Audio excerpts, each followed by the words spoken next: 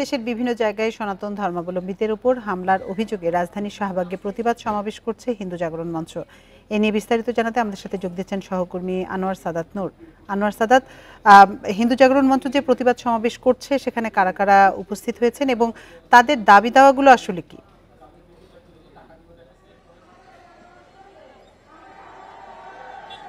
না, এর আগেও কিন্তু সংখ্যালঘুরা মানে সনাতন ধর্মাবলম্বীরা কিন্তু এই একই দাবিতে মানে ৮ দফা দাবিতে শাহবাগ অবরোধ করে আন্দোলন করেছিল, বিক্ষোভ জানিয়েছিল। তারই ধারাবাহিকতায় আজকে আবারও তারা দাঁড়িয়েছে এই শাহবাগ অবরোধ করে।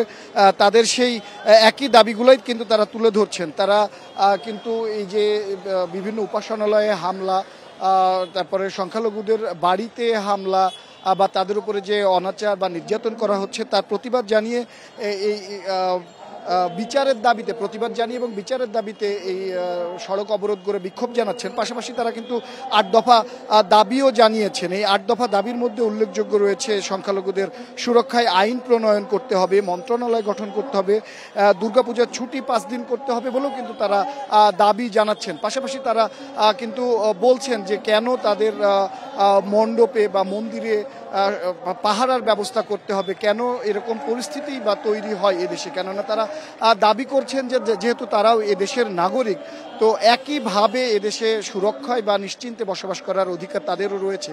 কেন তাদেরকে এরকম একটা অনিশ্চয়তা কিংবা অনিরাপত্তার মধ্য দিয়ে যেতে হয়, কেন তাদেরকে বারবার তাদের নিরাপত্তার দাবি তুলে ধরতে সড়ক অবরোধ করতে হয় বা সড়কে এসে দাঁড়াতে হয়। তারা কিন্তু একই সাথে যেমন অভিযোগ করছেন, দাবি জানাচ্ছেন, আবার কিন্তু তারা তাদের অসহায়ত্ব বা তারা যে কোণঠাসা হয়ে যাচ্ছেন বা আছেন সেই অভিযোগের কথাও কিন্তু তারা একই সাথে বলছেন। তারা বলছেন যে এই সব ধরনের অনিয়ম পুরোপুরি ভেঙে দেওয়ার, কেননা যখন যে সরকারি আসে তারা অভিযোগ করছেন যে সব সরকারই তাদেরকে মানে তাদের নিরাপত্তা দিতে ব্যর্থ হয় বা পুরোপুরিভাবে তাদেরকে পুরো যে নাগরিক অধিকার সেটা দিতে ব্যর্থ হয়। তারা চাচ্ছেন যে তাদের এই ৮ দফা দাবি মেনে নিয়ে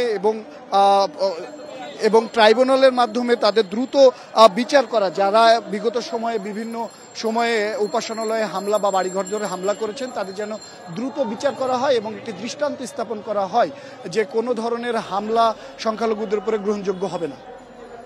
শাহবাগ থেকে জানাচ্ছিলেন সহকর্মী আনোয়ার সাদাত।